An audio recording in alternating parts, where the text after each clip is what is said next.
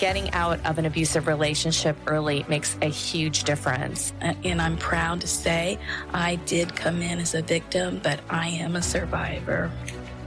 Then I could see my mom. My mom was walking toward us. And I got excited. And it was like, there's my mom. And then he didn't stop. I'm trying to keep it together, I said. I gave in to the tears. And I hated that. It's not necessarily the easiest process. It's not necessarily the prettiest process, but it is the most effective process. Like, you can do this. I'm going to tell you 100% you can do this, and you're so worth it to do this. I'm sure losing any child is a real arrow through your heart, but you know, she was great. She was a friend and a family member and our daughter. It feels just as good the 10th time as it did the first time, to have one of your citizens that you're out there protecting walk up and tell you thank you. There is one thing stronger in me than fear, and that's my determination. Welcome back. This is Jen Lee, the creator and host of I Need Blue, Survivors Talk Surviving. Visit www.ineedblue.net for additional stories. As you listen, if the message moves you, share it with friends and family. The more we share, the more we learn, the more we help. Please note, I Need Blue does contain stories which feature graphic content and could be triggering. Please seek help if needed, and remember, you always come first. Today's episode speaks on behalf of those children who search for their forever home, who have been removed from their familiar environment for one reason or another and placed into a different permanent or temporary family environment. The hope is always that the new home will be a better fit for raising that child. However, situations do occur where the child is put in danger. I would like to welcome Jaci Cortez. She was born and raised in Los Angeles, California. She was in foster care from ages 4 through 21. Now, as an advocate, she became the founder and executive director of Sunflower Foster Youth Investments, where the mission is providing foster youth and former youth in care with a network of support and resources they need. In addition to holding this position, she is attending CSULA studying communications. To learn more, visit www.sunfloweryouth.org. My second guest is Jayne Amelia Larson. She is a volunteer for CASA of Los Angeles. Also, she has a podcast, Bonus Babies, where you will find several episodes like the one you will hear today. Bonus Babies can be found at bonusbabies.org. This episode will be released in May, where it is National Foster Care Month, which is an initiative of the Children's Bureau. Each May, we take time to acknowledge foster parents, family members, volunteers, mentors, policymakers, child welfare professionals, and other members of the community who help children and youth and foster care find permanent homes and connections. So to all of you who have contributed to the health and well-being of children, we thank you. Let's get started with today's episode. Ladies, welcome and thank you for being my guest today. Hi, this is Jayne Amelia Larson, and I'm a CASA, a court-appointed special advocate volunteer with youth in foster care. And that means I'm kind of like the eyes and ears of the court for foster youth. And I also have a podcast about my work as a CASA, in which I talk to kids and therapists and social workers and attorneys and everybody to give a 360 view of what's happening in foster care today, which is not great. Thank you. I really look forward to the insight with all of the knowledge and firsthand experience you have as a CASA. Now, I would like to welcome my special guest, Jaci. I want to thank you again for being here and sharing your story with us. Thank you for doing this. I know there's like 1,000 issues that is wrong with the world. as you both have kind of mentioned, right? Foster care is like at the bottom of that list, or sometimes it's not even on that list. Unless you have experienced it, you know, you don't really think about it. I am one of those people who is not familiar with the foster care system, which is why it really kind of made me reach out to Jayne. I know she, as a CASA, has a lot of experience with the foster care system and helping children and youths. Really wanted to educate myself more on the process. I have a girlfriend who has 2 foster children, and I just know on occasion she has made little comments about how the system is broken. And so I really wanted to spotlight the whole system to people like me who honestly, we don't even think about it. So I really want you to kind of start from your childhood and share your story with us and then where you are today.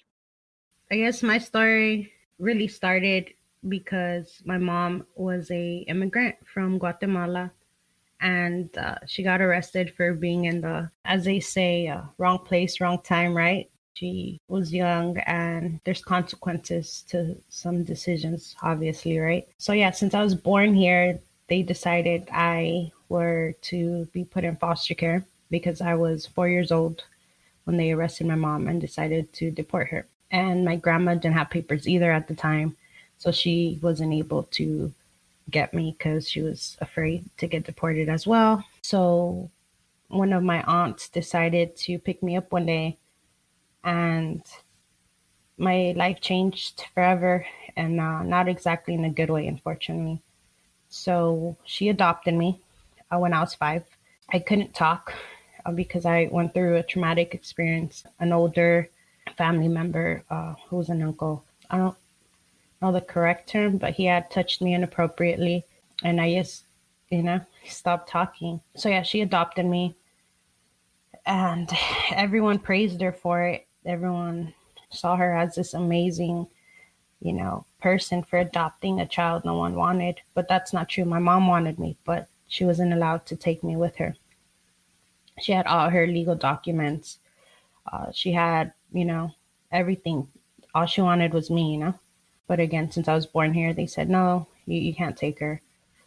So my aunt taught me how to, in her words, be a woman, right? She taught me how to clean and cook. And right away, I've been cleaning and cooking since I was 5.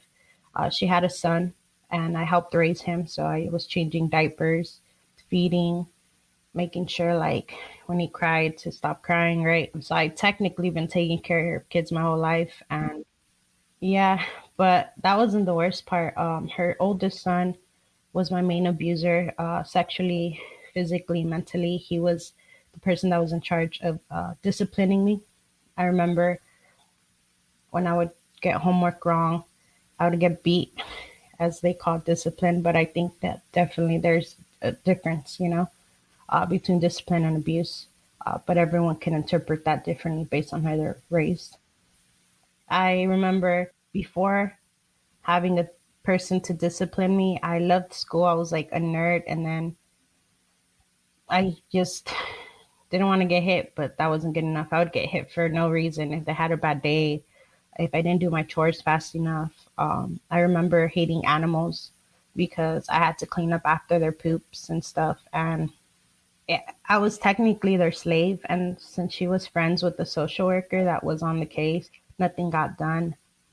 That's frustrating. There was signs, that there was abuse going on. Jaci, I know you said at age 5 you had stopped talking. At this point, how are you learning to communicate? I had to go through speech therapy for a couple years. And to me, I thought it was normal. But then once I was able to make friends in school and talking to others, I realized that wasn't normal. But yeah, that type of abuse happened for years. My aunt who adopted me had found a husband through church. He had touched me inappropriately twice. The last time, I was just so mad. I just had been tired of being people's toy. With my main abuser, who was my cousin. Yeah, cousin. Sorry, I'm not really good with family trees. I fought back once and he knocked me out and he did his thing. And my aunt's new husband tried to penetrate for the third time. I was so mad. I grabbed my pocket knife and I grabbed his bottom private part. And I told him, if you ever touch me again, I'm going to chop it off, because no, you're not supposed to do this. And he never did again.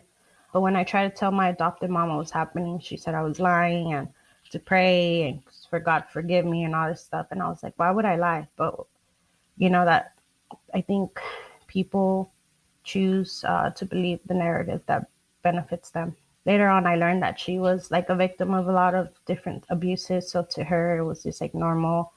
Her oldest son as well went through stuff. Like, that's not an excuse to hurt people, So I went through hell. I used to call my adopted mom the devil. She and her, technically my own family, right, put me through some stuff that I just don't think any kid should go through. But it is what it is. That's life sometimes. You just gotta figure out a way to escape, right? And that's what I did. I tried to run away a couple times. I remember once was through school. I took like this giant backpack and the counselor told me to wait. They called my adoptive mom and she acted like she had no idea why I wanted to run away. I got beat. So I was like, that's not going to work, right? The second time was like through church, but the church lady kind of like returned me. So I was like, that's not going to work either. So they took me out of school because they realized they couldn't keep me quiet anymore. And my discipliner, my main abuser, he told me, like, if you ever tell anyone, I'm going to kill you. And I was like scared because I knew he was stronger than me, right? Because I was like this scrawny little thing, but I knew how to get out of there.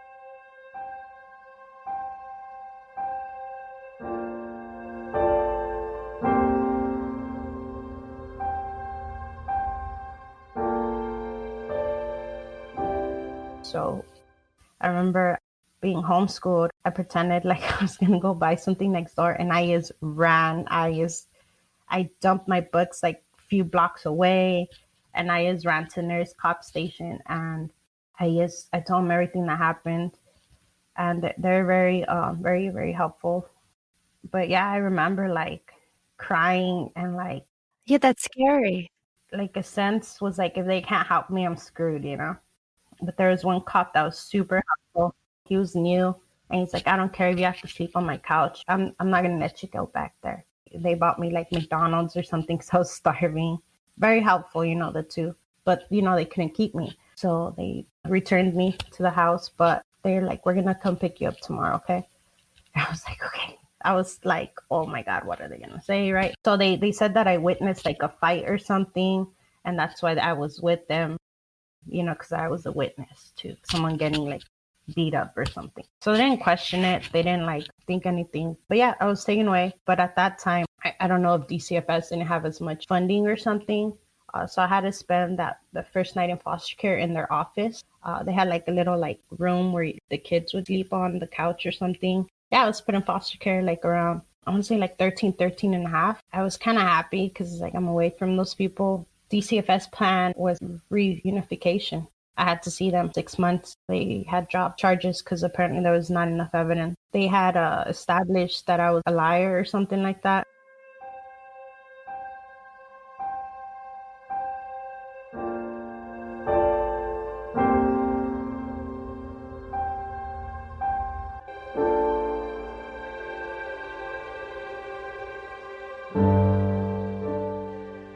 It just broke me to the point where like I just wanted to die. I couldn't hurt myself because I was brought up very religious. I would just pray every time I got beat, every time, an abuse happened. I just prayed, like, just take me away. But that never happened. Foster care, it taught me that documentation matters. It taught me that there's no justice. But I think that everything, I don't say happens for a reason because there shouldn't be a reason for someone to go through that. If I can go back, I wouldn't change anything because it makes me a better person and open-minded, but also like protective of myself and others. After foster care, I decided I was going to let no one hurt me again. And yeah, so far I've been able to keep that promise to myself. When a child goes to one home, chances are that's not going to be their forever home. They're going to go from home to home. Honestly, I got moved around a couple times, like 10, 12 times. One seemed like ideal, but when they found out I was gay, they kicked me out. And then the last one was amazing, but the last few years of foster care, it was a great home, but I think it came a little too late, to be real. Amazing family, amazing home, beyond supportive, loving. I remember having a conversation with them, and they're like, if we could have got you when you were 4, we would have treated you like the princess you were. And I just remember crying and telling them it's okay, you know, that would have been amazing, but it didn't happen. But I'm grateful that you guys are in my life now. It was the first time that I really remember feeling like having a family. I didn't get adopted again, and the reunification didn't. They sent me back once, but I told them if they left me there, I was going to kill myself. So I was in a mental institute for a while when I was younger. So yeah, they canceled the reunification. I just want to make sure that your listeners hear, Jen, that for JC, she was in many, many foster homes. A lot of people think that a kid gets removed from their biological home or whatever environment they're in, and then they get moved to foster care, to a foster home, and then they stay there and everything works out. But that is actually, more often than not, it does not happen at all that way. Kids can go, as JC did, from home to home to home, from school to school to school, and they never have any stability. There's no consistency. There's no safe forever home for them. So I'm curious, in JC's situation, there were signs where she needed to be removed and she wasn't. What is the determining factor between when a child is going to be moved? I don't understand like the procedures of how someone becomes foster parents or adoptive parents, to be real. I know that DCFS or whoever's in charge of child welfare, I know I'm not the first to have struggled because they dropped the ball. There's all different cases. There's all different scenarios. What I think is important about JC's case is that she saved herself by going to a police station and asking to be rescued. And that was her third attempt for help. The first 2 adults whom she spoke with ignored her. And it wasn't until she got a good cop who believed her was she removed from the home that was so hurtful to her. Now, unfortunately, that wasn't the end of it because, as JC said, in California, the courts are mandated to try to reunify with the family. So there was an attempt to do that. But again, for JC, she made it clear, if you make me stay with them, I'm going to kill myself. So she saved herself again. As JC has said, unfortunately, when she did finally find a great foster home that was right for her, she was already a young adult and she aged out. And I didn't really answer your question, Jen, because it is such a complicated process about how kids get removed from their homes, how it happens, why it happens, who gets believed, who gets taken to jail, who gets prosecuted, where that kid goes. Each situation is different. Usually it's not good. There are a lot of mistakes that are made, even by well-intentioned people, unfortunately. Yeah, exactly. You know, I don't think the system wants to be neglectful, but it has been, you know, proven time and time again that they have been. Yeah, and I think the perfect example is when you talked about your caseworker who was a friend of your aunt's, and she just overlooked everything and she didn't truly investigate. If she'd spoken to you for any length of time, she would have realized that you were talking the truth. You were speaking the truth, that you were abused and neglected, treated really, really badly. She should have removed you from the home. What happens with caseworkers? They're supposed to have about 30 kids. They usually have twice or triple that. There aren't enough hours in the day for them to do their work properly. And they're not paid well either. Even when they start really hopeful and they want to make changes, great changes, they often end up burning out really quickly and not doing their job.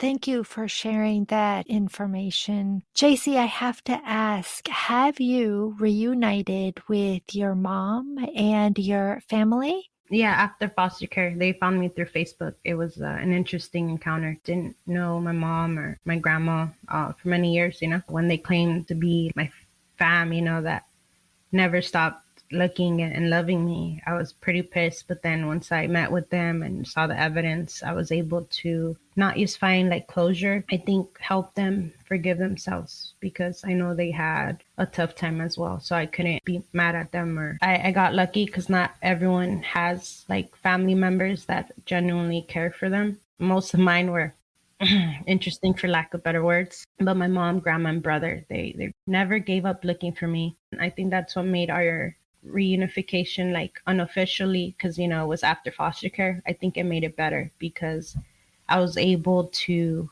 heal and they were able to heal as well, and we still have a relationship. I think for people listening, it's important to know that when you foster or adopt, we're more than just our background. These kids, including myself when I was a child and a young adult, we went through stuff not because we asked for it or because we were troubled kids. These adults chose us to do harm to us. I don't understand how society judges us because of these monsters' decision, but it is what it is, right? I just want listeners and people to know if they've ever been hurt or abused or anything negative, to never give up, because nothing lasts forever. Like, that abuse will end one day, and then one day, hopefully, right, if it's not too late, you can find the light and help others, or you can help heal and love yourself. Because I know that for years I was filled with hate and hurt, and I wouldn't wish it to my worst enemy. Like, I even forgave my abuse. I just didn't want to be angry anymore. Forgiving them I don't want to say it was like excusing them, because what they did was wrong, but I had to do it so I can move on. I missed being me, and being me was just being a nice person. But again, being nice doesn't mean that you're weak. Foster kids are more than their experience. It's a label that sticks with us, unfortunately. A survivor, yeah. People who know me for more than that, and that's what I think listeners need to know. Foster care is just a location that we were put or placed in. We didn't have stability, but that shouldn't define us, because at the end of the day, it doesn't matter. Like, we get to decide as adults who and what we become, and most of us, we continue to help others. And if that's not amazing, then I don't know what is. I'm grateful for every step I had to take to have the mindset I have now. Such words of wisdom and strength. Thank you, Jaci. Would you like to tell us about your nonprofit, Sunflower Foster Youth Investment?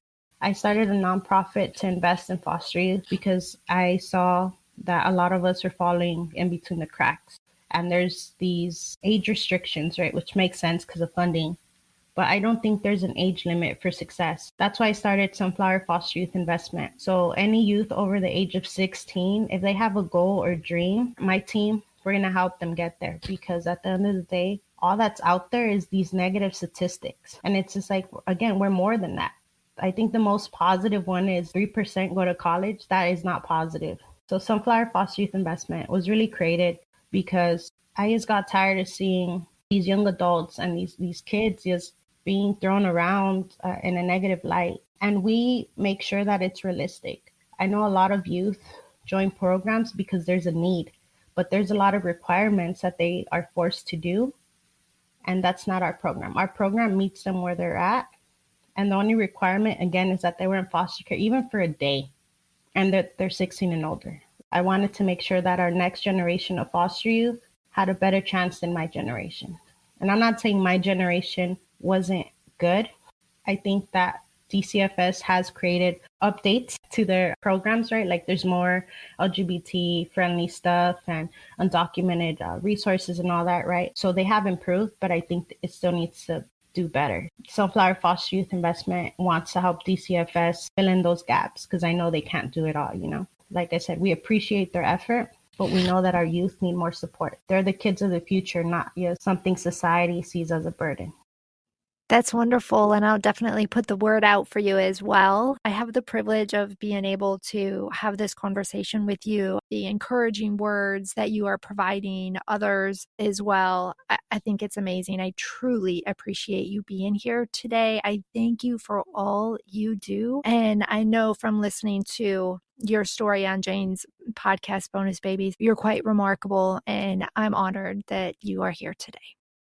And you are truly a terrific advocate, Jaci. You really are. Really admirable. Oh, thank you. Appreciate it. I just think that if someone wants to make an impact, it doesn't need to be a lot of things. It just takes one step to make a difference. And most people don't know how to take that step, so they don't. But if there was a way for people to help, I know they will. Just like CASA, they make it easy for people to help foster youth. They have a great program. It's easy and it's super important. And I think that's what helped me realize that change is possible. We have to create a path for it to happen. Thank you, ladies, for your time. Sounds great. Thank you, JC. And thank you, JC. So, Jayne, can you tell us what training or classes or whatever you had to take to become a CASA? So somebody listening might be inspired by JC's story and the good that you do and want to actually pursue becoming a CASA?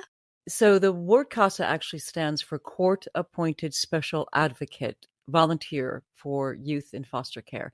In some states, it's called a guardian ad litem, and the program exists in every state. It was started by a judge in Seattle over 50 or more years ago, who in family court, he said, the foster care system is not working, and these kids need somebody looking out for them because they get lost.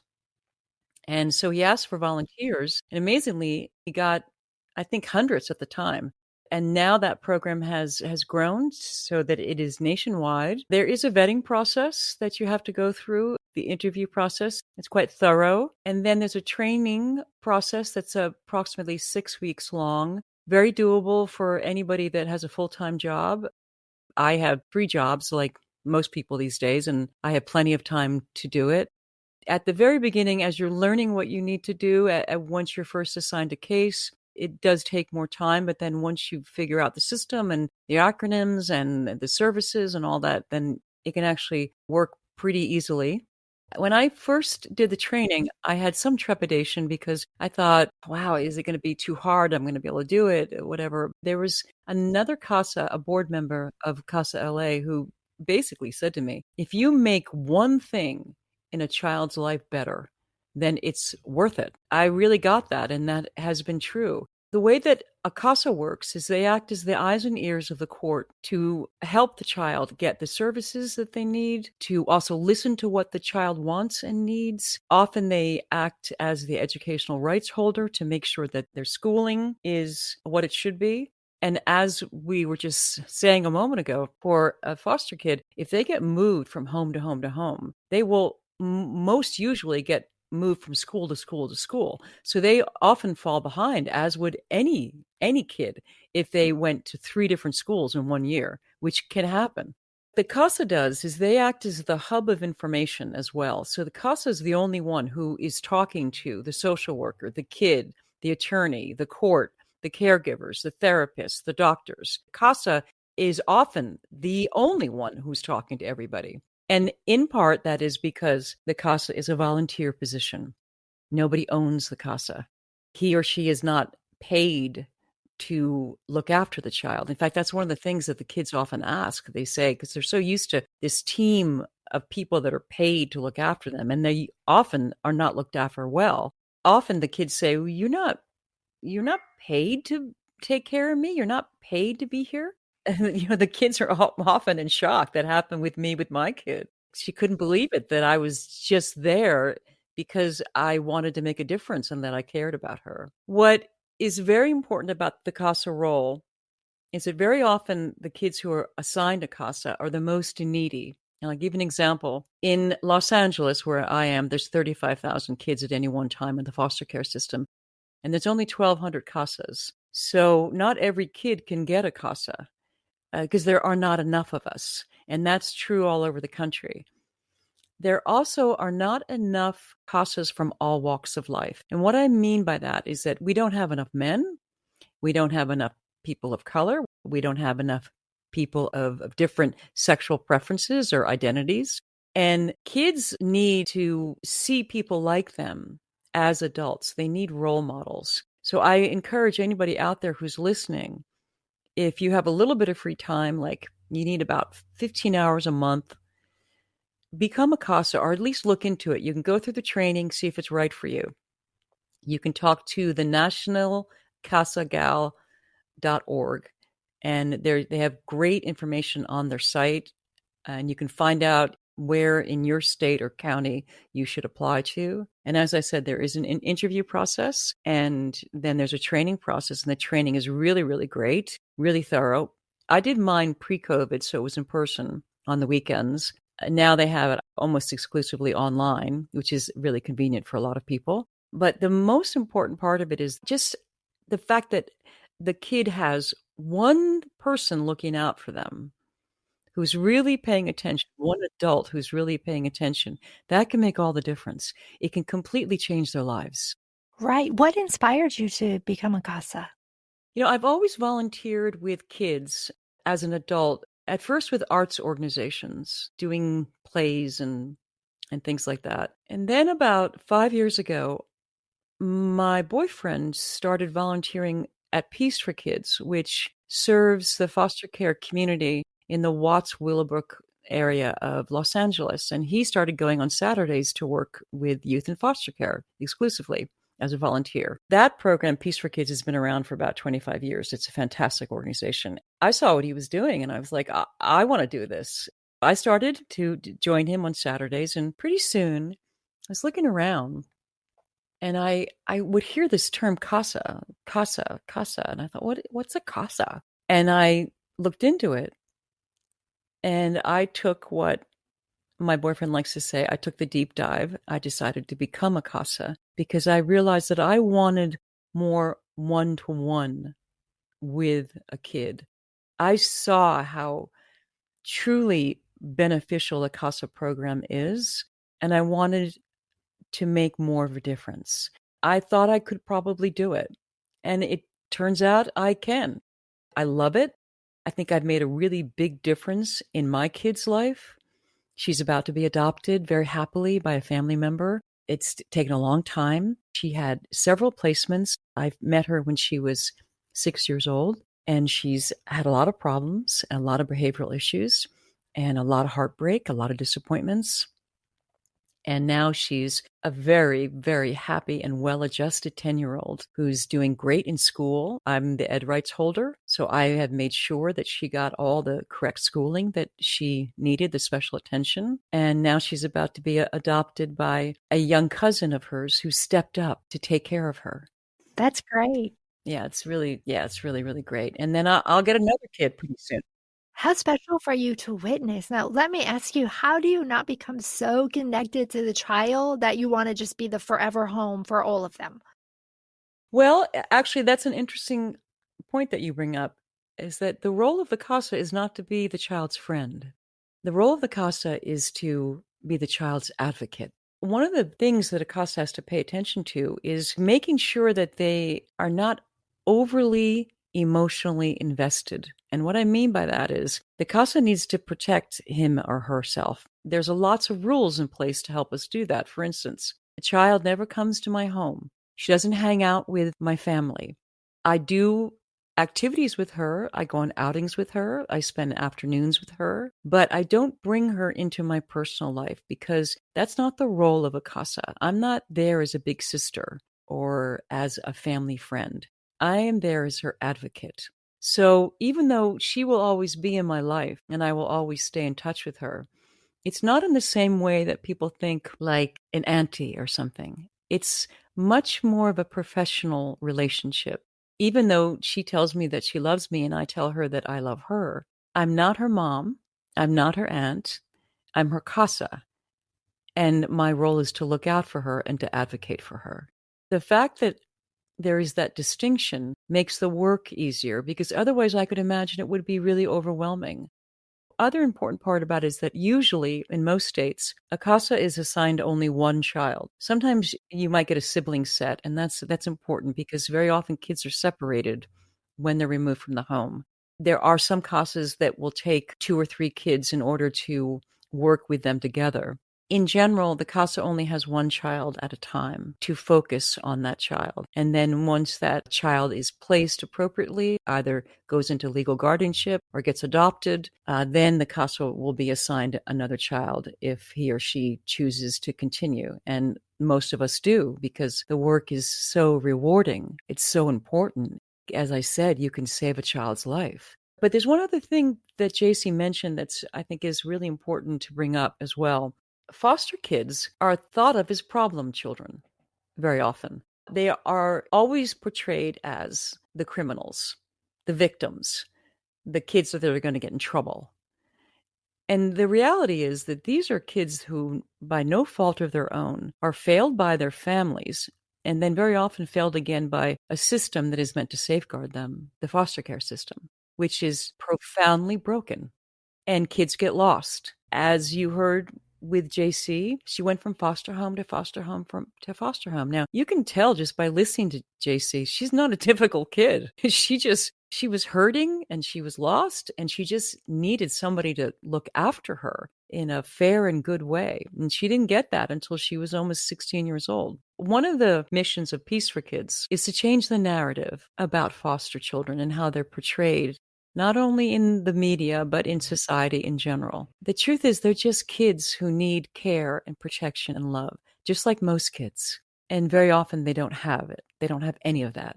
And I believe as a person in this world today, especially, whatever we can do for our youth, it's just about the most important thing to secure a better future for them. As I said, I found the work very, very valuable. And as most people say, when you volunteer, very often you get as much out of it as the people you're helping. And that's certainly been true of me. It's changed my life. It's changed the way I look at things. And that's in part why I launched my own podcast.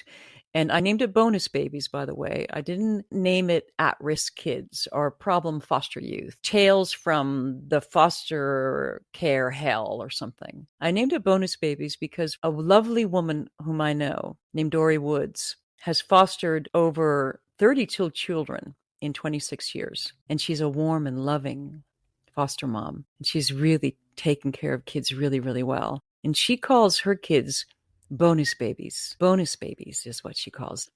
Not foster kids or foster youth, the problem kids or at-risk kids or that scoundrel or whatever. She calls them bonus babies because she wants to empower them and let them know that they're wanted, that they deserve to be here, that they're bonuses. And I think it's a really important message. Yeah, I listened to that episode and I found that to be fabulous as well, the bonus babies. I'm in my second season of Bonus Babies. At least half of the stories that I have heard from kids in care have been kids who've saved themselves, who reached out to adults who did not look after them. But like JC, went to a cop station on her own and saved herself. Like Melanie, who reported her abuse to the police, and that cop also believed her and said, all right, let's put this guy in jail. And she put her own father in jail for abusing her. That is also true of another guest of mine. Vaughn, at 4 years old, threw himself out of a third-story window because his mother was using him as a punching bag. He saved himself. My podcast has those stories, but it also, in much the same way a CASA works, I talk to attorneys and therapists and social workers, all the people involved in looking after youth in foster care, to give a 360 view of what's happening in the foster care system today, which, as I've said, is failing our kids. And my goal is to create awareness about that and to ideally enact positive social change. And the last thing I'll say is that if there's anybody listening right now who's thinking that they might want to be a foster parent, please do look into it because we need good foster parents. It's essential for the well-being of these kids who are failed by their biological families that they are taken in by loving and caring, responsible adults who show them a better way, who help them to grow up into healthy and happy adults. So foster parents are very, very, very much needed. CASAs and foster parents, you're out there, come on in. We need you. We need you. We need you. Absolutely. What do you think is the number one reason people say, oh, I could never be a foster parent? There's one guest of mine. Her name is Dina Murray. She and her husband fostered dozens of children, and they ended up adopting 12 or 13, I believe. And she's very unusual. The way she describes it is that she had love in her heart to give. She and her husband had love in their hearts to give to children, and they knew that there were children out there that needed them. And I think if you have it in you to want to love a child who is not loved, you can save a child's life. And I can't think of anything better to do than to save a child's life. There are so many kids in need, 650,000 at any one time in this country, in the United States alone. 650,000 kids who get lost in foster care. Only some of them will end up being reunited with their families. Most of the kids are removed from the home because of neglect. And it's often because the parents can't afford to take care of them. The mom's working 3 jobs and the kids are home, they're looking after each other, and somebody reports the fact that there's 3 kids under the age of 10 alone at home. And then CPS is called, Child Protection Services, and the kids get removed from the home. Very often the mom, they have to complete all kinds of programs and get all kinds of training in order to get the kids back. And sometimes it's really, really difficult to do. People think also that they say, oh, but foster kids, oh, they're so difficult. They're not difficult. They're just kids. That's it. They're just kids. Yes, some of them have more needs than others. What they mostly need is love, consistency, a safe place, food on the table, warm clothing, and a loving environment so that they can grow and prosper.